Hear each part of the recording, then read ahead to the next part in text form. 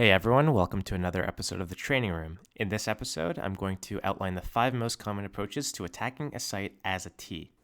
The 5 different ways are rushing from spawn, a full site execution, an explosive hit, a pop, or a contact rush. Subcategories would include fakes, double fakes, and splits.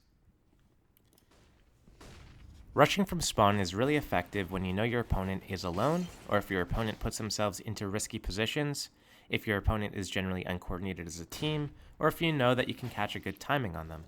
Good rushes from spawn will be done one of 2 ways.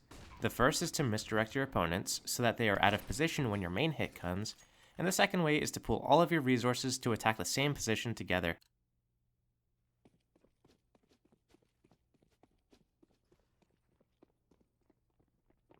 In this round, we are watching the best A spawns rush full speed through Palace to catch the A player off guard. As the T swings out from Palace, he catches the A defender by CT ticket booth. After getting the entry, the next most likely CT position would be a connector player, and finally catching the B rotators out of position with a timely flash and a peek to seal the deal. Full site executes can typically be done after running a default. While defaulting as a T, you are baiting out utility from your opponents. Any additional utility that the CTs have, such as an incendiary or a smoke grenade, can cause serious issues to your game plan when you're executing. Another benefit of doing a site execute after a default is to insert somebody in the enemy lines, to delay or distract the rotations, or look around to backstab the enemy.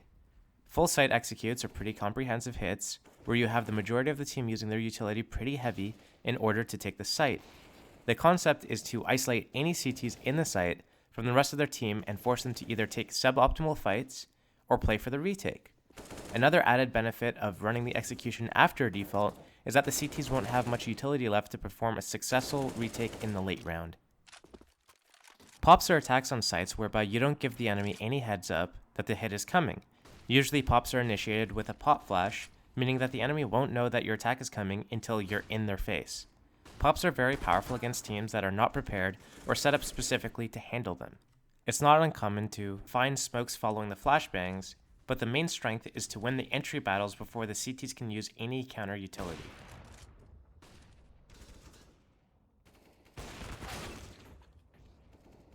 Explosive hits are a blend of full site executes and pops. It's similar to a full site execute in the sense that you comprehensively use your utility to cover your bases and isolate the CT rotations, but also similar to pops by being very quick and not giving much time for your opponents to think about what's happening or communicate effectively. It's key for smokes to land and bloom quickly on explosive hits, so utility is usually thrown on the run while the hit is happening. Contact rushes are very powerful when done at the right place and at the right time. The number 1 rule of a contact rush is to not do it if you know your opponent is using an AWP at the position you want to attack. Contact rushes work by grouping anywhere between 3 to 5 players in a position and silent walking into a site. As soon as your enemy spots you, you stop being silent. The idea is that if your opponents are very passive, they will forfeit a lot of space for free. It is much easier to defend a bomb site when all of your opponents are clumped in a choke point. Contact rushes are very powerful because the CTs do not have the advanced knowledge of your attack like they would on your execute. If they do have that info, it's probably because they are risking or offering their life for that information, and they cannot prepare a counter utility like they can against a pop play because their timing will be too late. Contact rounds are also perfect for mid to late round situations such as 3 vs 3, 4 vs 4, or pistol rounds. In this round, the CTs push into short B and kill the solo T B lurker. Since the CT saw nothing else towards B, they had a read that the hit was going to be towards A.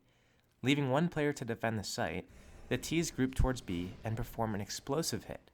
As the smoke is thrown to heaven and a Molotov towards the barrels, a flash comes over and the Ts are already out taking fights with a solo defender.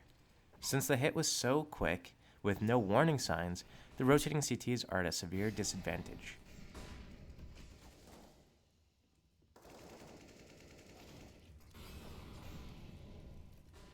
I hope you guys learned a lot in this episode, and remember to check out the links in the description for more training room videos just like this one. The training room is your go-to place for advanced tips for advanced gamers.